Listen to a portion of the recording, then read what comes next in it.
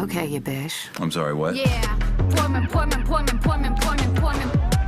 Your husband and his best friend just a sportman. You know it's clip it. Put a dildo on a switchblade. Woo, woo. Xanny's dissolving in my Pinot. My man dance, but he's not a ballerino. Yeah, he twinkle his toes, but he give me good D though. Wrap a good burrito. Tide Pod's only thing I snack on. Blackout and go motherfucking black swan. Ring gone off the ayahuasca boy. Tell your Taurus parents I'ma turn you to a foster boy. Now, I have to ask, Natalie, have you seen the new Star Wars movies? No. Oh, they're really good. They're much better than... Better than what? Say something about the mother prequels, bitch. They were good. Say something nice about Jar Jar Binks. He's small. Now kiss him right on his 17. What? While I sit dead on your face and take it. 9 billion names of pod. From Atlanta, where I've just received this memo. It's the 9 Billion Names of Pod with Dan Bauman and Michael Reed. I'm Dan Bauman. I'm Langdon Everett Call. So, let's talk about some stuff. I'd rather admit a bunch of clicks, noises, and heavy breathing.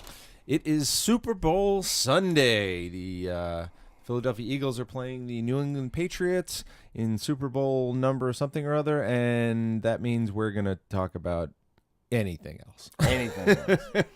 We're going to talk about some movies that we saw. If you like the sports ball, good for you. Yep, enjoy. I will definitely watch the Super Bowl halftime. Halftime and some of the commercials. I know that Justin Timberlake is supposed to be the guest. Mm-hmm. How fortuitous for him that he has an album coming out right about now. Yeah, wow. What are the odds? I've seen the video.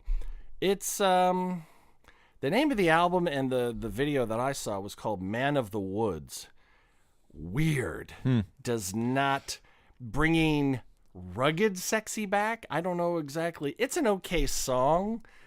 I've heard the song. It just seems like such a left turn for him, but you know, I'm I'm a lefty, so why not? Well, you know? that dude really can do no wrong. I mean, he's really crazy talented and just about everything. He's done some dog movies, but I mean, he's still a good actor. He's really funny on Saturday Night Live. Yeah, he's a damn good, singer. Taking on down to Bugger Town. Oh my God, those kill me. And was it the history of raps he does with Jimmy Fallon? Well, all those. I don't watch Jimmy Fallon, but I will go on YouTube and find their history of rap just to go, I know that song. Well, all the stuff he did with Jimmy Fallon, like Dick in a Box and the Bee Gees things and all those parodies. Mother Lover. Yeah. Oh my. Speaking of great SNL things, last night Natalie Portman. I haven't watched it yet, and I thought to myself, it would be hilarious if they did another digital gangster rap with Natalie Portman. Like, Andy Samberg isn't on SNL anymore. Like, nah. And they did it. Yep. And they brought him in for it. Mm-hmm. And it's not as good, it's not as good as the first one. The first one is a classic. Absolute stone cold classic. Yeah. But they did pretty darn well. Yeah, it's Padme, isn't it? It's her. Well, they have her. Padme. There's a bunch of stuff. Oh, there's a whole bunch of stuff. Oh no, she's not Padme the whole time. Okay. It's like That's something about the prequels, motherfucker. Say something about the prequels.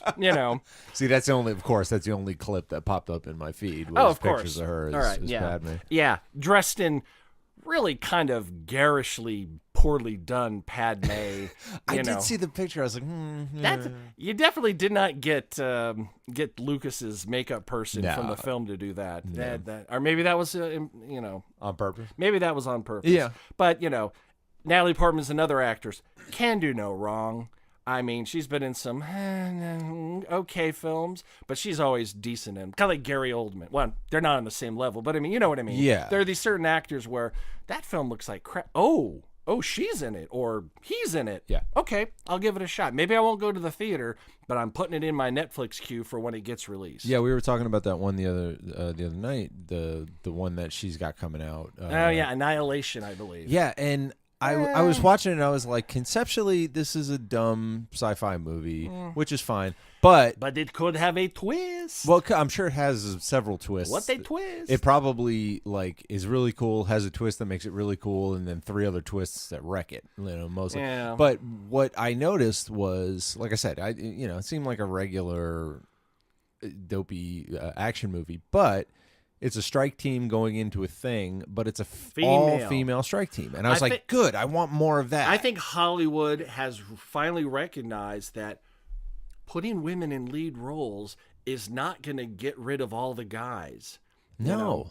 You know? It's gonna just, you judge it on the film, and you don't have to put the women in, midriffs and bikini tops to, keep your audience. No, it's even going to be, you're going to get a bigger audience. That's all it's going to do. Yeah. You're going to get more women in Right. your dopey action I mean, a couple's movie. like, I want to go see that new sci-fi film. I don't want. Oh, it's all female. Okay, honey, let's go. You don't know how the dynamic's going to play out. Right. So that and of course, this shift is probably sometime this year, if not right this minute. Someone's going to be saying, "Man, women are taking all the roles from men." Oh, they're already saying it. Bollocks, and, bollocks. They can go. Hey, how come all the kids in Wrinkle in Time are black? Well, actually, they're mixed race because the father is white, so it's a very woke movie. Mm-hmm. And I saw that and was like, yeah.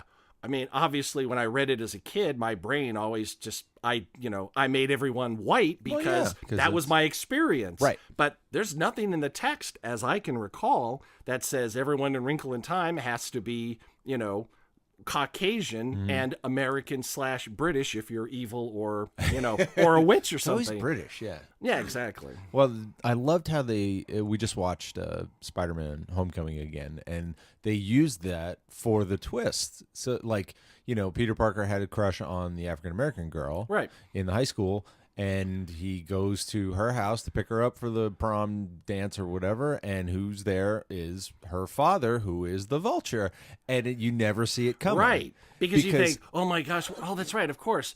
That, He's white. He couldn't be there. You could, And there's his wife, and who, yeah. I think it was Garcelle Barbeau, whoever you say her name. She I played the mom, and it's like, oh my god, that was brilliant! Such a great way to twist it. And I'll tell you, it takes a while, but I call it, for lack of a better term, I'm sure there's something better or more accurate than this, the Will and Grace effect. In that, on my TV, on America's TV, there's gay characters. Yes, some stereotypical being like this, like Jack, but regular, well, not regular, but, non-stereotypical, cartoonish, non-cartoonish caricatures of Exactly. of gay men and lesbian women showing up throughout the run of the show, and people went, "Oh, okay, that seems it was okay." a big. And slowly, I mean, I'm not saying Will and Grace made gay marriage possible, but it didn't hurt. No, it helped a lot. I'm sure. Yeah. It just made it, like you said, it just made it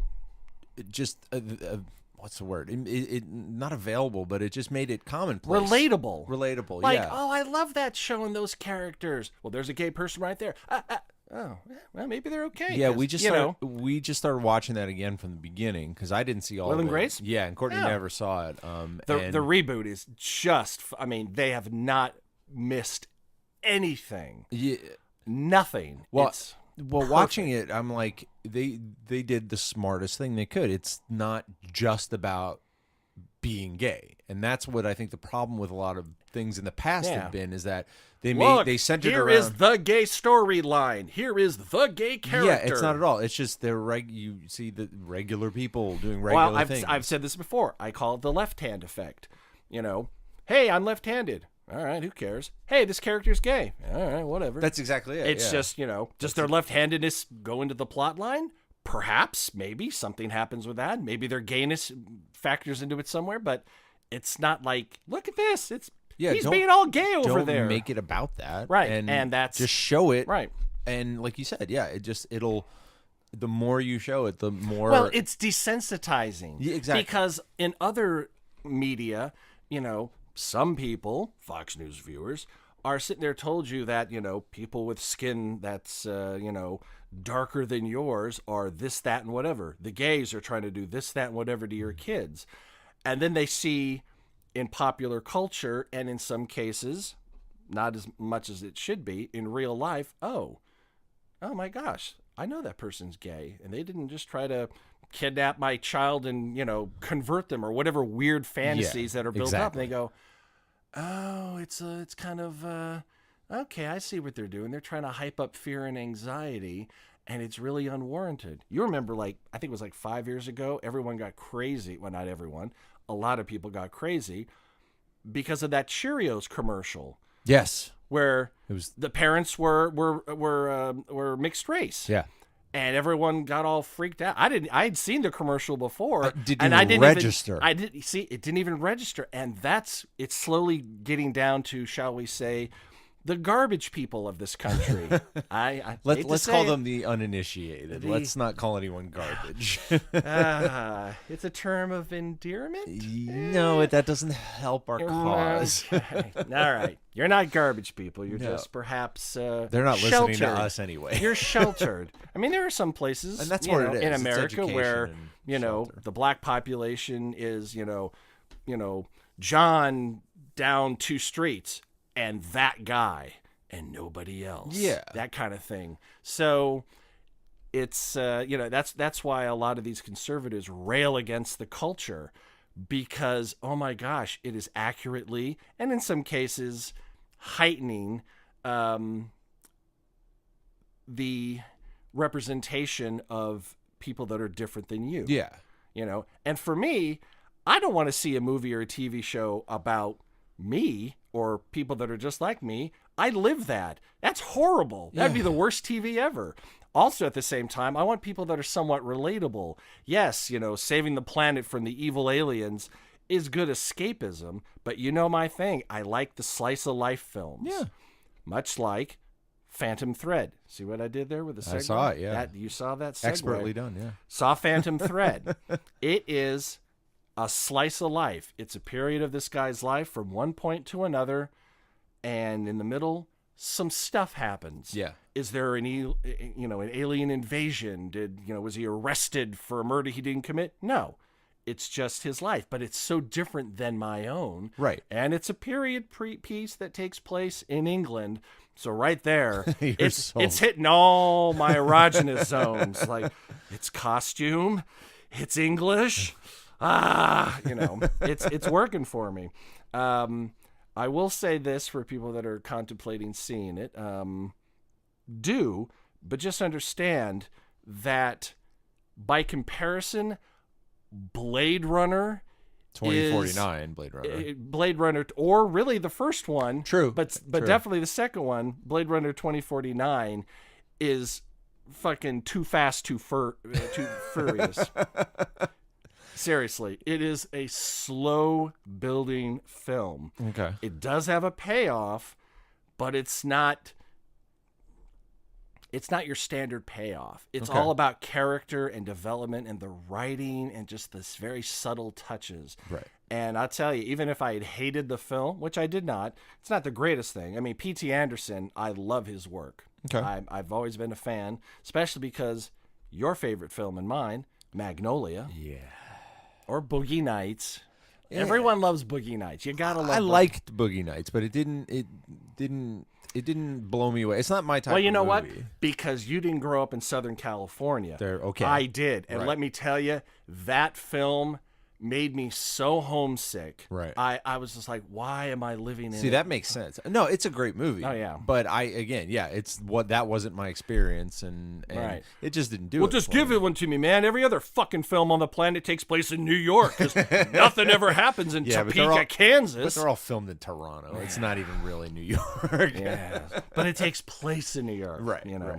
right. But even if I had hated the film, the music is sublime. I just want to. I'm getting the soundtrack. I think it's released in about 10 days.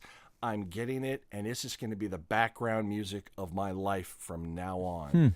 It is just gorgeous, and it's Johnny Greenwood from Radiohead. Oh, okay. And if you're thinking it sounds anything like Radiohead, no. Well, why would it? Because I don't understand Radiohead. No, I don't either. That's a whole other show. We've talked about this. Yeah. I acknowledge that it is probably genius level work they are doing, and my brain doesn't comprehend it, or at the very least does not particularly enjoy it. yeah. I mean, you know me. I mean, I can sit and listen to a 7-minute Rush instrumental, but I don't get Radiohead. Right. I don't it's exactly it. I don't understand it. Right, exactly. It's beyond my comprehension. Yeah. Doesn't necessarily mean it's bad. It just means that I'm not going to listen to it. Yeah. So there you go. Mm-hmm. There you go. But let's talk about We got the Academy Awards are coming the up. Academy Award film. Well, let's talk about the Academy Award film that we have both seen recently. Yes, we recently just went to the movies and saw Abe Sapien gets down and dirty. He gets funky. We saw the Shape of Water by Guillermo del Toro, which I definitely immediately went online when I got home and I was like, "Is this a prequel to Hellboy?" No. And it wasn't. The word is that wasn't Abe Sapien. No. Not connected. Nope. Totally. And I went back and I mean, But you would think, because I mean, why him wouldn't doing it? Hellboy and The only thing that he did Hellboy. He did. Yeah, that's what I'm saying. And it's the same guy. It's Doug Jones in the suit. In both is it suits. really? Yeah. Doug Jones is Guillermo's Andy Serkis. He's the guy who does the go-to. He was Pan in Pan's Labyrinth. He was the crazy eye guy. He was Abe Sapien. He's the crazy eye guy? the guy with the Yes, eyes in his head. I can't remember what it was called in Pan's Labyrinth. Yeah. But and it's funny too because in the first Hellboy, he was in the suit, but David Hyde Pierce did the voice. Right. And they subsequently did, I want to say, 2 animated features, like direct-to-video things of Hellboy, but Ron Perlman and Selma Blair and Guillermo del Toro all came back to do them, and John Hurt, I think, all came back to do them, and I guess they couldn't get David Hyde Pierce, so he just let Doug do the voice, and then he did the voice, then he did the full performance in the second Hellboy. Doug's a great actor. So basically, he's on the Andy Serkis track because now Andy Serkis is acting in films. Yeah. He's using his own voice for a lot more than Doug's previous. shown up in a bunch of stuff. He's on some series now, like there's some alien show now on like TBS or something. He's on. You're talking about The Alienist? No. There's some show with space aliens in it. But he, he's one of those guys, and he's popped up in stuff like Felicia Day's The Guild, her web series. He's popped up in that as him, as a character and stuff. Mm-hmm. So going back, I immediately was like, I looked at the design. I was like, man, that looks like Abe Sapien. It really does. And the only thing that held me back was I'm fairly certain that they, I guess they didn't even really, because it was like World War II when they found Hellboy, Right. and I can't remember if they said when they found or conscripted or hired Abe Sapien. So I'm not theoretically, sure. He's supposed to be over 200 years old. Okay, I don't remember that. So he can jam throughout a lot of time periods Right. and be Abe Sapien. True, but My- if it my- was the '60s, he wouldn't, and he was still just a creature like he is in Shape of Water. It doesn't line up exactly right. You know what I mean? Yeah. And I checked the designs. I put them side to side, and they're close. They're really close. But And you Guillermo's know- like, and I bet you I know why. He doesn't have the rights to Abe Sapien.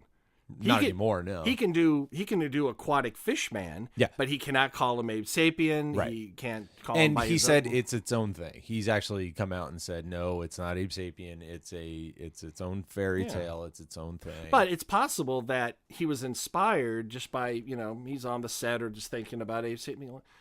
What would happen if a creature like that did? yeah, I'm sure it let's, did. Yeah, because he didn't write Hellboy.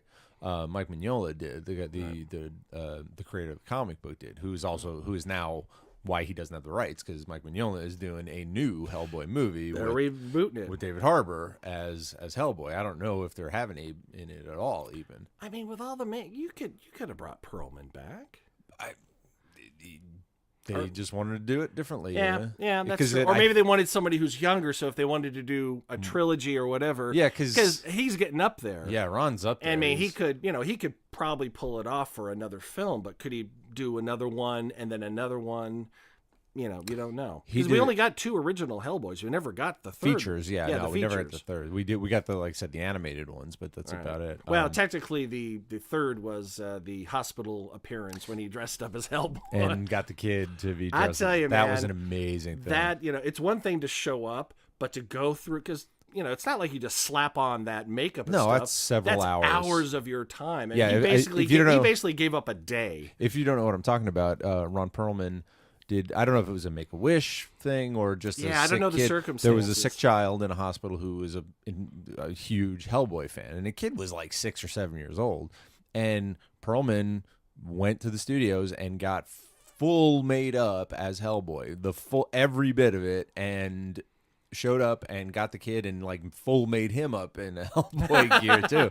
And it was it's an amazing story. You can find it online. So. Oh, nice. Yeah, I like that kind of stuff because it kind of lets us know, not that we should have ever forgotten, that these are just regular fucking people. Yeah. And they've got busy shit to do, just like you and I. And, for all this makeup and then the taking of the makeup off and then getting to the place where the kid was. That's a day. I mean, that's a long, full day at the very least. And he said, sure, why not? Yeah. And I Well, dig that shit. Johnny Depp has his own full Jack Sparrow outfit. yeah. And just like if he has a couple hours, shows up at hospitals dressed as Jack Sparrow.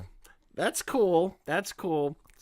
He's a little too, I don't know. There's something off about Johnny. Oh yeah, completely. I mean, I don't know what. But that's still a really amazing thing to do. Yeah, Like, it's a good thing. Nice. thing. Chris Pratt and Chris Evans have a battle going on, like showing up at kids' hospitals and stuff. in like Star-Lord versus Captain America, doing that kind of stuff. Yeah. So as far as the Oscars go, Okay. I have printed out a list of the major categories. Well, let's keep talking about Shape of Water. okay. Because we did actually Oh, see that's right. that. Yeah, let's talk actually about the film That rather we than did see. that it's not Abe Sapien. Great, it's a great film, Right. and that we're done there. Well, I didn't even get your impressions of it when you Loved saw it. Loved it. Yeah.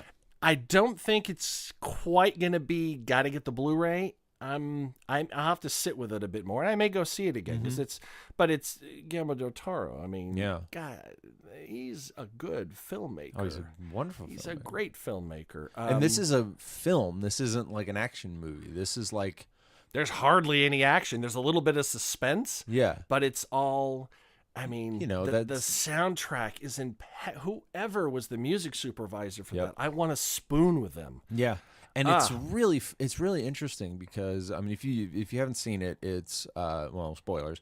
It's a woman, a mute woman who works in a government lab in the night shift as a maid. I'm going to say in the late 50s, maybe very, very, think very early 60s. It's very early 60s. And I mean, we're talking like 60 to 60. 62 max. Yeah, whenever But Mr. probably- Ed was on is when we can, because that was the thing that surprised me the most. Well, there's some timeless aspects in there to where you know that it's period, but it kind of opens it up. If you look at the design of the film and take out some of the cultural reference, because remember, you can't have reruns of shows in the 50s and 60s. They will replay them. yeah. So it does, you could pin it as really like anywhere from like 50 to 62.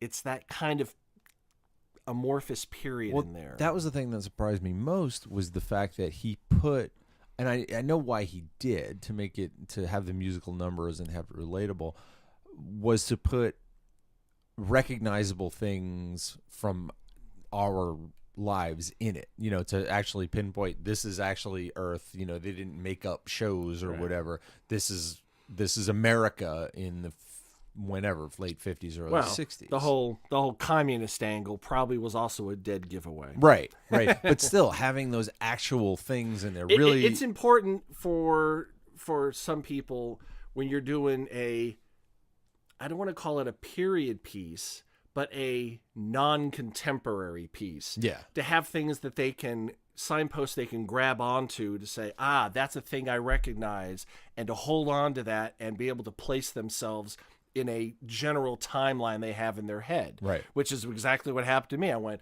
okay, where are we? Are the 60s? Oh no, it looks like we're the 50s, maybe. And it, I was able Yeah. to settle on roughly about a 10 to 12 year period where we were. The whole Red And, Scare. and then, of and course, all in that. my brain, I was thinking, okay, let's look for anachronisms. And there wasn't any glaring ones that I could find, which is good. Yeah. So, God, that gorgeous car, teal. Teal. Yeah. Teal. Thunderbird or, oh no, what was it? No, it was a Cadillac. Yeah. Cadillac. So, I liked the film. It was impeccably shot. The sound design, and I'm sure it got a nomination for. It got 13 was nominations. it 13? Yeah. Let's see. So I'm sure some tech stuff. I mean, Yeah, it did get it for Shape of Water, which was absolutely for what? Cinematography. Oh, yeah. Cinematography, absolutely. He got a director nod for Guillermo del Toro. Best Picture. Lead actress. Yeah, Sally Hawkins. And I think, no, actually, and we also got Richard Jenkins for supporting. Oh, he did. Yeah. Excellent. And also Octavia Spencer. Yes. And I think, if I'm not mistaken, I think I saw someone shouted it out on some news program. This is the first time the same African-American actress has been nominated in back-to-back years. I can't remember what she did last year. Oh, of course. Hidden Figures. Yeah, exactly. There you go. So I was like, okay. And didn't she win for The Help? I believe a she few did. years ago? Yeah. So, and she earned every bit of it. I mean, she was yeah. great in this movie. She was great in all those. And Best Picture, it was nominated for. Absolutely. Now, the only part of that film that I kind of had a problem with, and by all rights I shouldn't have, when she was at the table with him and he was kind of sick but eating his eggs and she went off into that dream sequence, Yeah. when it transitioned to the dance part of it, I did not like that. I thought that I get what they were trying to do. the light came down. He was almost completely in darkness, and she started singing. You heard her voice. You're like, ah. And if they had just stayed in that moment instead of transitioning, where you have, for lack of a better term, Abe. Yeah. Amphibian Man is what he's credited exactly. as. Amphibian Man dancing, and I just thought It that was was a a little li- too cheesy. It was a little too far. It almost came Yeah. off as silly. Exactly. And I'm just like, if he had stayed in that moment, because, man, I got teary at that, because you hear her voice. Finally. She's alive. It's working for, and that's the only thing about that film that I just went, no, don't do that. I've seen that done before in other films, and it's worked somewhat better or worse in other films, but it seemed more appropriate in those films, whereas here they had a moment they were building, and then they went to this dance sequence. I went, I mean, they were trying to set it up through the whole movie with them watching musicals. right, they were and all tying that. it together. I agree. It right, didn't she would really swoon work. at the love on the screen, and now she was, this is In the her visual, mind, she can sing. this is the and- visual, the audio, embodiment of the love that she's feeling for AM. Yeah. And we'll call him AM. I'm not saying Amphibian Man all the time. For good old AM. The asset. And I get what he was trying. I just thought the execution was a little hackneyed. Yeah, Guillermo is not he's not a Busby Berkeley type, so Right. And don't get me wrong, I love me some Busby Berkeley. Yeah. I'm obsessed with Busby Berkeley. I love 42nd Street. That film that Busby Berkeley did, absolute masterpiece. Other than that, once again, can Michael Shannon please do a role where he is not either evil or creepy? He Or does both. it so well. Yeah. So well. I mean, he's the Jack Nicholson. I mean, he's got that note where he can just kind of be just be menacing be and creepy or a dick or both. And he pulled off both in this one. oh yeah. I mean, and it was important that he did get a little creepy with God, what was Sally Hawkins' character? Eliza. Because it allowed you to look at his actions and go, is he onto her or is he just going, yeah, I want to get with that? Yeah, So you don't know. that And- was odd to me. Like it not shoehorned in, but it was just a strange. You talking about his like coming on to her. um You know, they set it up while I was surprised at how much actual like nudity and sex was in the movie. That was surprising to me. But Yeah. when he was having sex with his wife and he was like, you know, shut up and close your mouth and everything. So I was like, oh, they setting up a thing. So that was a little. but his hitting on Eliza Sally Hawkins, yeah. Hawkins was absolutely crucial to build the tension for the audience after that event. Right.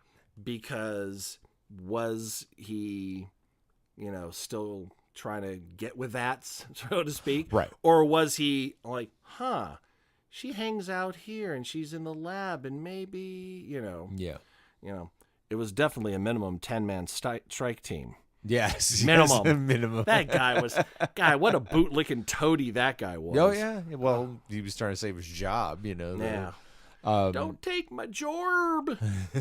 I really did like Richard Jenkins as well. I thought his Yeah. character was really well done. He was just so perfect. Good for him, because I've been a fan of his since 6 Feet Under. Okay. He played the father of the family, Yeah. who dies in the first episode, Right. like in the first, I think, 10 minutes of the first episode. Yeah, he's hit by a car, right? Exactly. But continues on throughout the series Yeah. because you see dead people in this show. Yep. And he always had kind of an effortless charm about him that just sat with me very well. Mm-hmm. And here, I don't know, they tried to develop his character a bit more, you know, with the crush on the pie guy. Mm-hmm. And I'm not sure to what end, other than they wanted to make him a little more three-dimensional. Also, I mean, the movie's kind of is about loneliness, and you know, her loneliness about being who she is, and the creature's loneliness about being in the river all the time, and his loneliness, and basically at being him and a Sally gay man together. in the 50s or whatever. Or very early 60s. Yes. Well, his whole life, I guess. So Yeah, well, that's true, you know. I mean, what was he? Probably, I'd say 50s. Oh, well, definitely early 60s. Early by that point. 60s, you know. Don't say he was in his 50s, man. We're eyeballing our 50s in the nearish future. Right. And like, no, old is not. Old is 70s now. Yes. Remember when 30s were ancient and then 40s were ancient? Yeah. We keep moving the bar. We move the bar until we're dead. Yes. You know. Yeah. 100. Now that's really old. Yes, but anyway, I really enjoyed it. Again, like you said, I think it's sit one more time and see it, because I didn't know what to expect, which is great in a movie like that. That is my favorite thing, where if I can see what's coming, even if it was present in hindsight, like, oh, of course, that I didn't see it, you know, spoilers right here, people. I thought it was strange, those marks on her neck. I thought, was that from surgeries to fix something found by the river? Huh. And then she got gills at the end. Yep. And I'm like, why didn't I see that? Yeah. Well, good filmmaking, you know. Yeah, you know. Well, I watch a film half to enjoy and half to analyze. I'm I do the constantly same doing thing. that. And as long as nothing jumps out that makes me analyze it too much, I watch it more than I analyze it. But if Yeah. something jumps out like, oh, that was terrible, then all of a sudden I'm 90% analyzing and only 10% watching for enjoyment. Yeah. Like that dance number. That just like, oh. Just pulled you out of it. You know, but at the same time, I love numbers like that. It just struck a little bit too much of, you know, putting on the Ritz. Yeah, a little bit. Just a little like bit. the creature's dancing like he's people. You know, the one thing I was very pleased about was that when she started flooding the bathroom, and the water's getting up there, and said, "Do you mean to tell me that old room above a theater is watertight? bullshit. Yeah. And then they showed like, oh, it's not. Yeah. Okay, good. They played around with physics a little Oh, they bit. played around a lot with physics. Yeah. I mean, It would take several hours to fill it up with the hours and tub. hours and hours. And it would never from get one faucet. Yeah, and just putting towels under the No. crack on the bottom of the door would not. No. But No. they did it for a reason. And They- I enjoyed that. Yeah. You know, again, yes, I can put up with the amphibian man, but the water doesn't do that. Yes, that And doesn't, you know, the degrees of laser separation. swords I can believe in. Right. But midichlorians, fuck that That's shit. nonsense. That's yeah. absolute bullshit. I liked the ending just fine. Yeah. I thought it wrapped up very nicely in that it didn't necessarily wrap up. You got a happy ending Yeah, and know? well, yeah, you got because the narrator is telling it from his point of view. Mm-hmm. He doesn't know. Now we get to see what the narrator cannot and Right. doesn't know. So between the two, we can parse out, okay, not, again, spoilers, people, not dead, alive, and happy in that Yeah. moment. So And Michael Shannon has like kind of a key line before, again, spoilers, before he dies, and he says, "Fuck, he is a god." And I was like, "Holy shit!" And then we're out, and I thought that was really well yeah, done. what happens when you cattle prod a god? Yeah, It doesn't work out well for you eventually. Right. And I was very happy with the way AM dispatched him. One long talon, across the neck, done with you. Yeah. They didn't turn it into, I'm going to savage you, because that would have wrecked the film. Yeah. That's not his nature. Yeah, Or that, at least not that we've seen. And it's nice that characters come up from hidden depths or reveal different facets of their character, but it would have set the tone wrong for how the film ended, because those events were so close together. Right. If he went from rage and just it showed he wasn't a monster that they thought he was. Right. He had. and because he is a god, across the throat, dispatched, and now back also to my the guy who's been cattle prodding him for months, and he even said, Shannon even says at the beginning when he said, it took however long to drag him here From South South America. We didn't get along really well on the way, or he didn't like me. He didn't come to like me on the way, or something Yeah. like that. So who knows what, it's not just the torture in the lab. No, It was probably torture all the way from Yeah. South America, and who knows how long it in took South America to get them. Yeah, Yeah, so I would be in. Well, no, I guess I wouldn't be. I was saying a prequel about how about No, it doesn't need it. Yeah, I Not mean, everything needs to be I'm explained. fascinated about that character, and it would have to be a completely different film. Nothing like Shape of Water, but that the fact that there's an amphibian man in the rivers in South America, I find that an interesting concept. But yeah, we don't want Shape of Water 2 back to South America or whatever. Right. I like it when science fiction sometimes will use ambiguity correctly and sometimes just wreck it. Some things you want answers to, but this wrapped up so nicely. We don't need any more than Let me what put we it this got. way. My saying that was more about not wanting the film to be over. Oh yeah, okay. I get that. Like could there be another scene where they're swimming to the sea? Oh, hold it. River water and ocean water are different. But there are saltwater inlets in rivers. again, and stuff. it doesn't- In other words, come on, Michael. Overthinking it.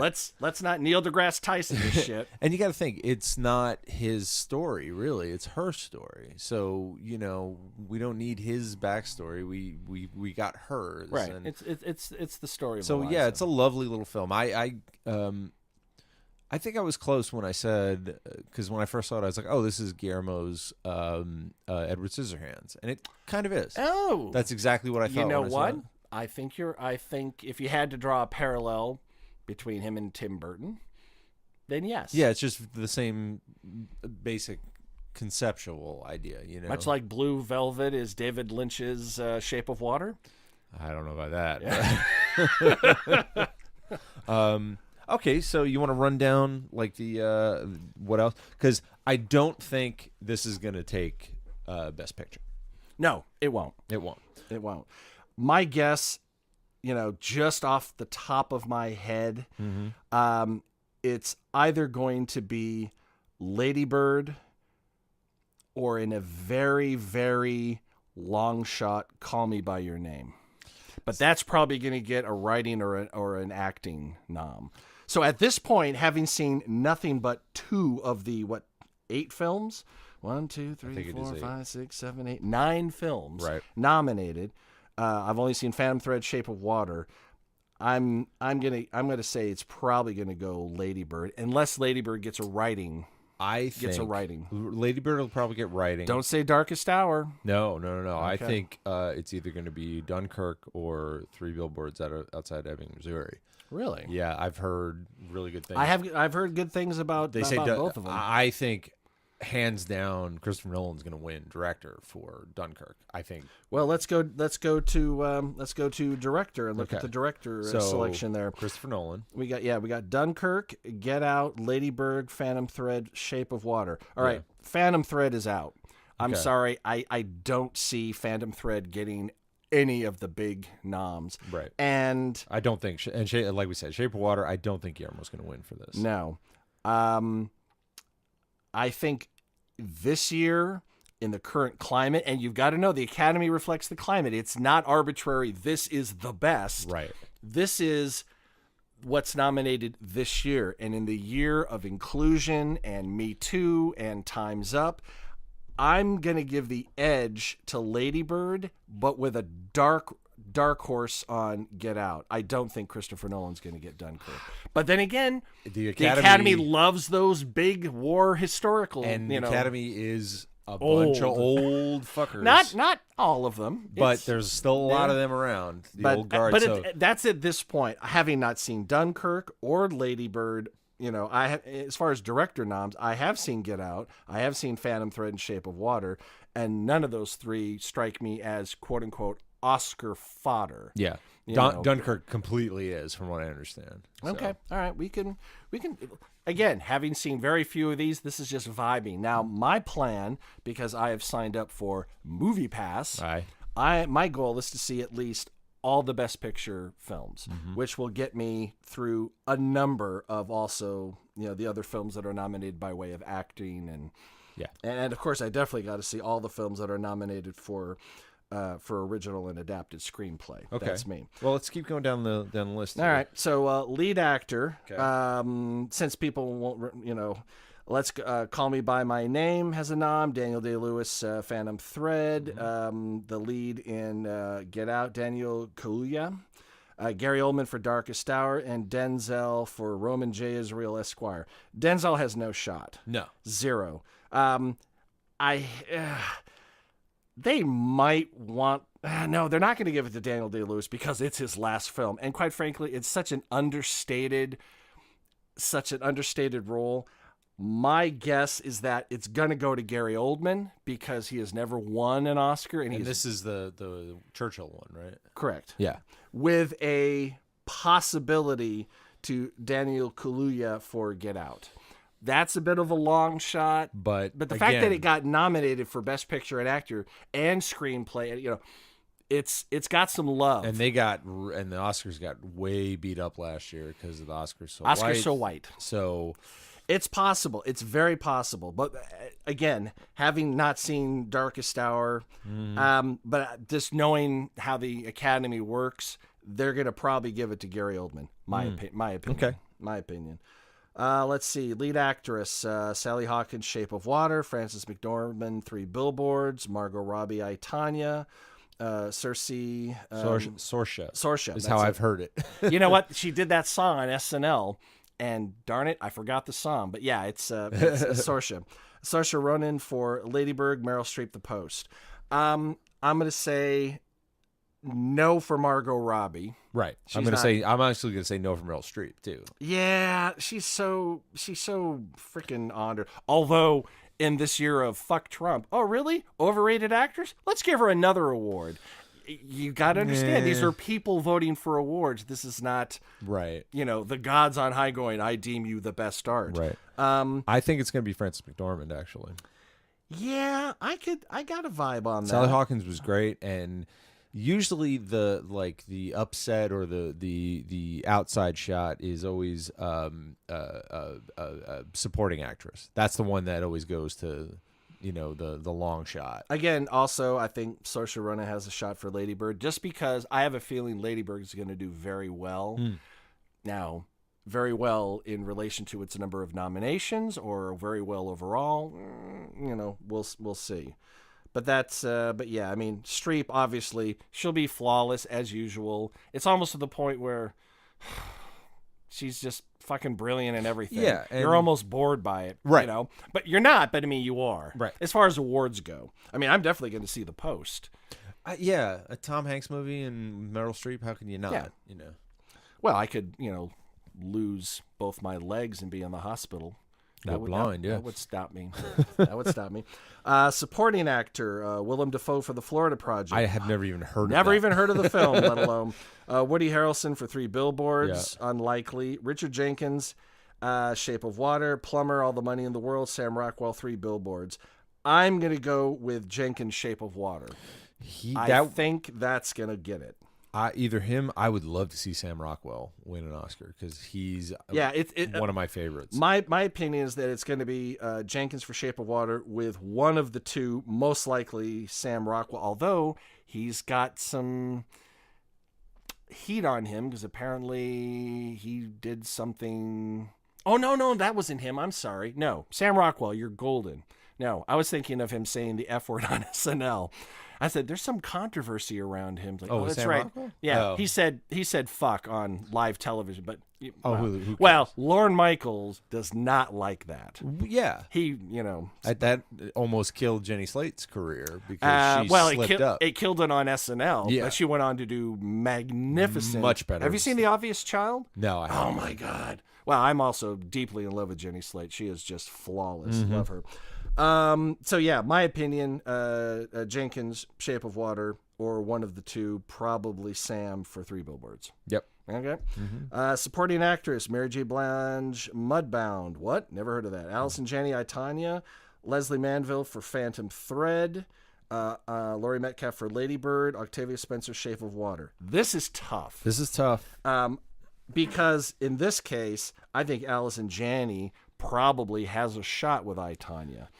I think Laurie Metcalf's gonna take it, which would put her halfway to an EGOT. Yeah. No, it would be 3-way because I think she won Emmys for Roseanne and she won the Tony last year. Did she now? She did. She Ah. absolutely did. She's gonna EGOT. Octavia Spencer, I just don't think she's gonna get it this time. Yeah. And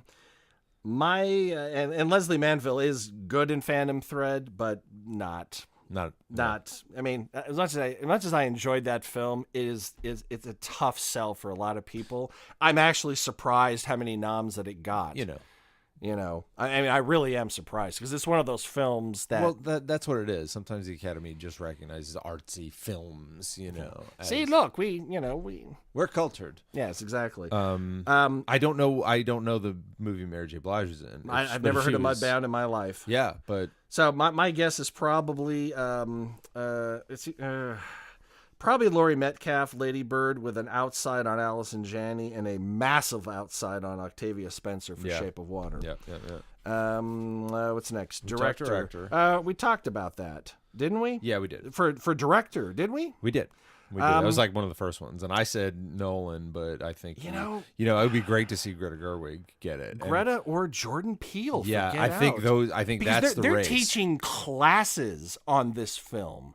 I mean, on Get Out. Oh yeah, I haven't watched There are it yet. college classes about this, and I heard about it before seeing the film, and I went, "Huh, that's weird." And then I watched the film and went, "Oh, I get it." Yeah. Have you seen Get Out? I have not. Oh, seen it. dude. I know. Dude. I know. Dude. Yes. I think, but that's the race right there. I think it's between Jordan Peele and Greta Gerwig for sure. Yeah, that's going to be a wonderful thing. As good as I'm sure Dunkirk is, and it has a shot. But I think this is the year that the Academy done got woke, and they're saying, let's just see, let's keep an open mind for women and people of color, and not just give it to the big flashy film with a white director. Right. Animated feature. I've seen none of them, and I will punch a shark in the face if Boss Baby gets it. No, Fuck that Coco's movie. going to win. There's just no way. It has that to. It has to. Probably because that's the only other film on this list that I have even heard of. I've heard of Ferdinand. That's a bold movie, but I mean, it's just that. Yeah. There was no big Disney or I think. Are any of these Pixar's? I don't think they're. Is Coco Pixar? Yes. I Oh, believe well, it is. then Coco wins. Yeah. Just basically, yeah. Because that's Coco's kind of like how do we want to put it? You're not familiar with this band. There's a band called the Blue Nile. They do an album, or did an album, about once every 4 to 8 years.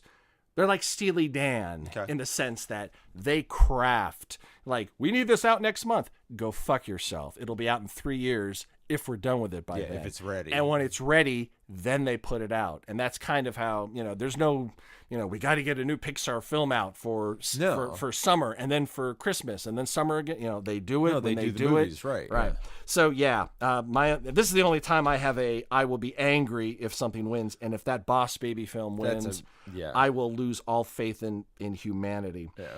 Adapted screenplay. We have Call Me by Your Name, The Disaster Artist, Logan, Molly's Game, and Mudbound.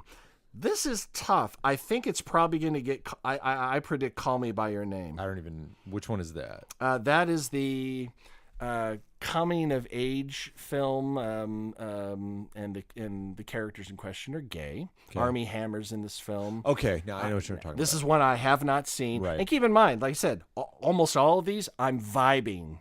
Yeah. Yeah, we're just talking out our asses here. Yeah. We've only seen like a little bit of any of these. So. Less than 10% of the films nominated have, but I'll tell you, I know how the Academy kind of thinks sometimes. Yeah. It's not very often that I'm deeply shocked when the Academy Awards come out. Like, oh my gosh, that's amazing. No. Original screenplay. We got The Big Sick, Get Out, Lady Bird, Shape of Water, 3 Billboards. It will be Get Out. Hands down, lock. I will never change my opinion of that even if I see all the other films. It will be Get Out. Okay. No, that's incontrovertible. There will be no changing my mind. Nope, sorry. I mean, I'm sure the other films are great, but I'm reading the mood, I'm reading the times. I and think that film is. That's a tough one. I mean, Shape of Water is not going to get it. I've heard really Lady good Bird. things about Lady Bird Yeah. and The Big Sick. I've heard really wonderful things about Big Sick. But I think you're right. But it's going to be Get Out. Yeah. Cinematography, Blade Runner 2049, Darkest Hour, Dunkirk, Mudbound, Shape of Water. Tough.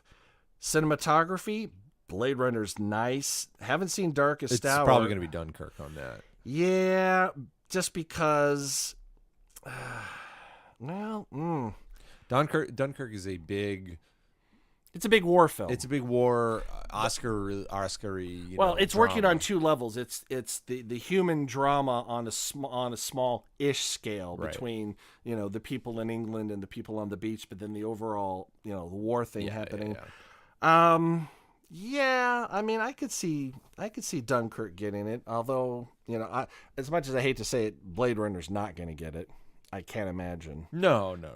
But It was a beautiful film, I thought. it was gorgeous, but it was far too contemplative. Yeah. But then again, what the hell is Phantom Thread being nominated? Because, like I said, I didn't make that analogy just out of my ass.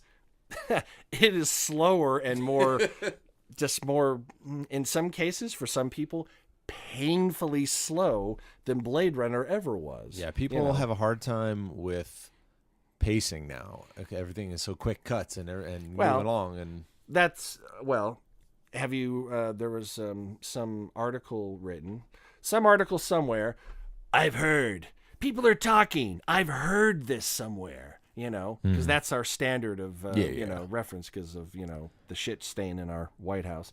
But I did hear or did read at least the first couple paragraphs of an article where they've determined that roughly these days our attention span is about 15 minutes.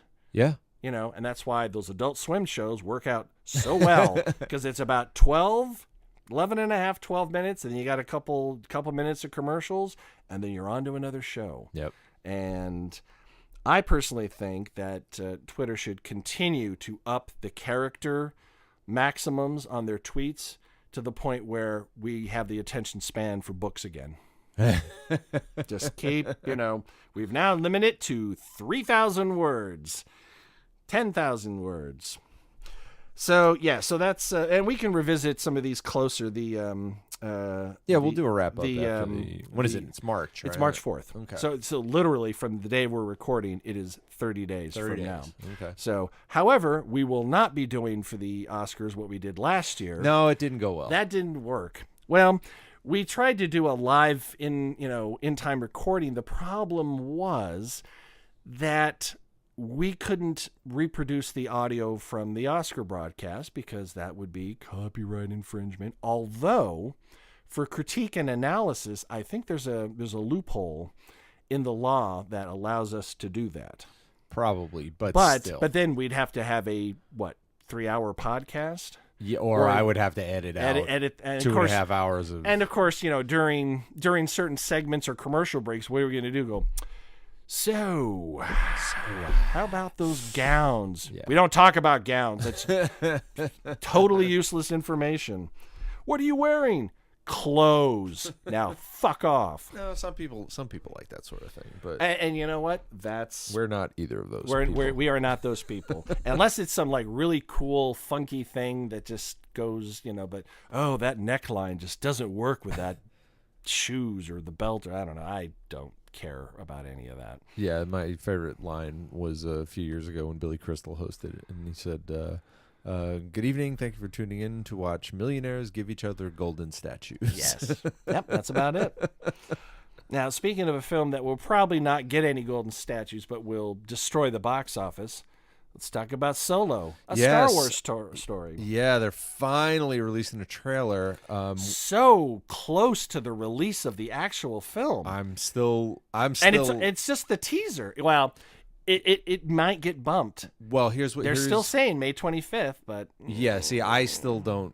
I'm 50-50 that it's going to come out in in May. Yeah, I don't. think. we saw the poster in the theater. We did. They've released the May 25th posters. Yep.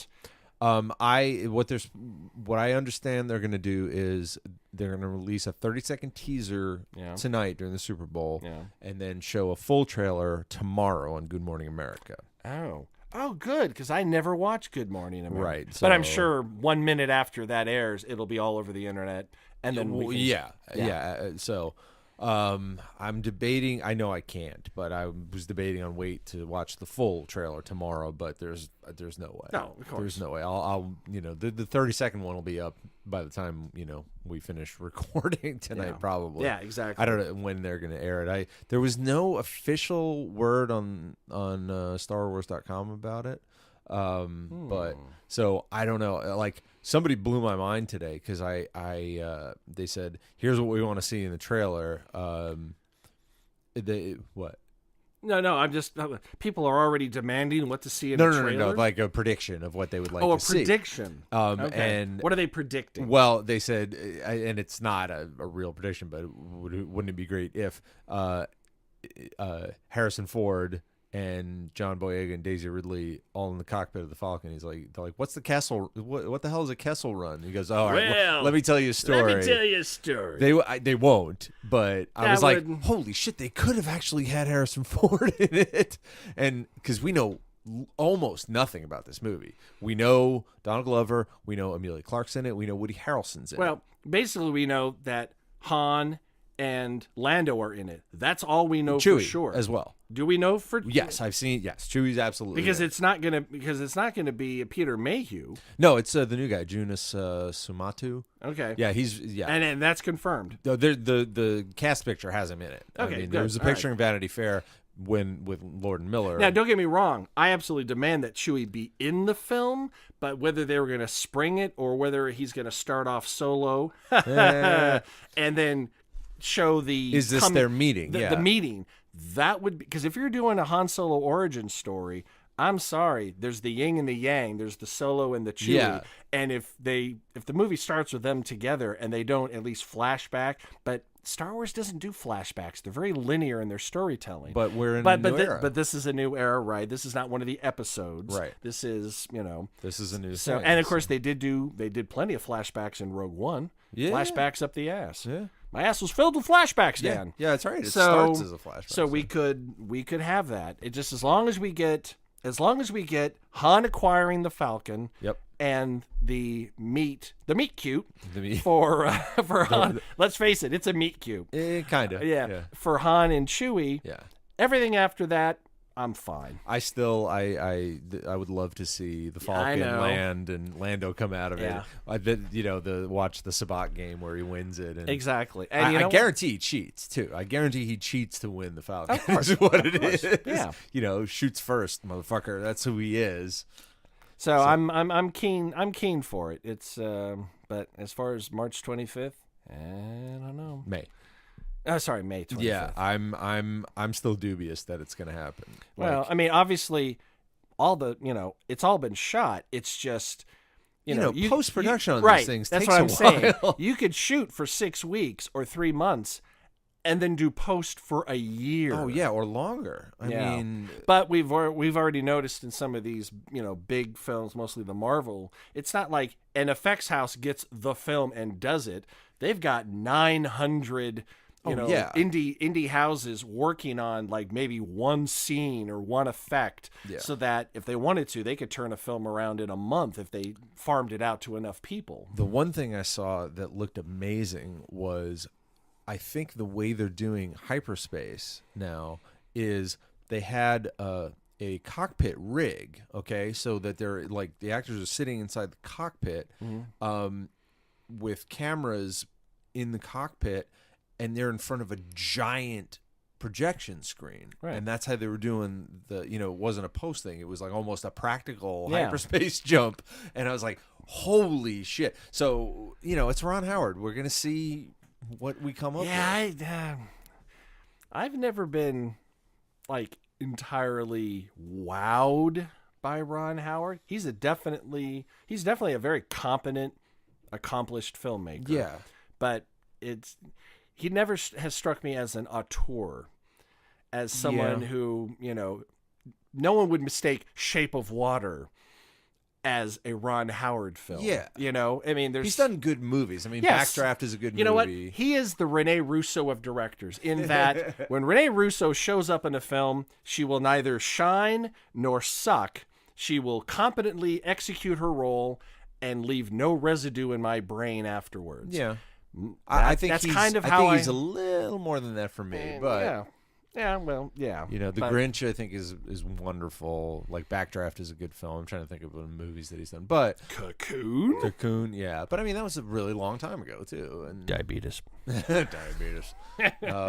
So we'll see. And Yeah. again, he was batting cleanup on this. He was coming in to Right, fix after shit. Lord and Taylor decided Yeah. to, they ejected him over fart jokes and God knows what else. Yeah, that's Which I tell you, I mean, I kind of want to see that film, but it not be this film. You know what I mean? Yes, I would. yes. I would I wanna love see to that see a footage. funny, like, maybe some of that. What's the thing? If you're gonna make a less than serious Star Wars movie with like a tongue in cheek, you could do it with a smarmy Han Solo for sure. You Yeah. know, because he was a ladies' man and a smuggler and an asshole for a long time. That could work. Just he's not Ace Ventura. He's not And- a goof off. He happens to herd Nerfs Well, on occasion. he looks like one. He looks like when he's really scruffy. You know he's been herding those Nerfs. Yeah. Yeah, it's I wouldn't mind a Star Wars. I don't want to say comedy film, but more of a lighthearted. There's a big fan thing. He put there's a run of comic books called Tag and Bink, which are two, I think, Imperial officers, and it's a comedy thing. And Ron Howard tweeted out a picture of two Imperial officers. It was like Tag and Bink ? Like, and everyone lost their fucking mind. It's like, is he gonna do a Tag and Bink movie? See, what I want is a Death Star comedy film called The TKs. Right. The TKs. What happens in the living quarters? Hey, he's not at his post again. Yeah. You know, what the hell? Hey, let's go ahead and put a reactor right here in the prison center. Sure, put a reactor anywhere. Right. You know? Right. So that, there's a lot of possibilities. But then if they announce that, like, oh, you're bastardizing That'd be terrible, Disney, why are you doing this? Destroying my childhood. Exactly. So the TKs. Yeah. I want this to happen. The more I think about it, I mean, Death Star, there's a life going on there. It's not just what's in the hallway when, Han and Leia and the rest of them are walking through. There's a whole bunch of people. Yeah. You gotta understand, the destruction of the Death Star was a fucking genocide. Yeah. And having a comedy show where everybody's gonna how die. it's going to end. The TKs will not be seen next week because they done got blowed up. I really want to start casting this in my head. Okay. And I already have somebody for TK421. Oh no. All right. Okay. Yeah. Okay. Yeah. The person I want to play TK421 is Medication time. Medication time. we ran out of time. I will tell you in an indeterminate number of parsecs. The Nine Million Names of Pod was conceived, written, and performed by Michael Reed and Dan Bowman, with Abdul Ben-Hassan as the sound of splintering wood. Research, transportation, and exasperated looks by Courtney Loman. Technical assistance by Cubase, Pro Tools, Skynet, QLab, Deep Thought, Big Brother, and Eddie, your shipboard computer. Financial consideration provided by the Wayne Foundation, Stark Industries, the Miranda Brothers, and LexCorp. Legal counsel by the offices of Howard and Fine. On a very special episode of the TKs. Yes. What does Death Star cleared the planet mean? Our intro music was written by Tim Akers. This podcast was sponsored by Deep Shack Records and is a production of Audio Primate. Throw us a couple stars on iTunes, why don't you? Listen, watch on YouTube, listen on SoundCloud, stream us on Stitcher, like us on Facebook, follow us on Twitter, or email us, comlink@billionpod.com. Until this happens again, I'm Dan Bowman. I'm Michael Reed. LOC!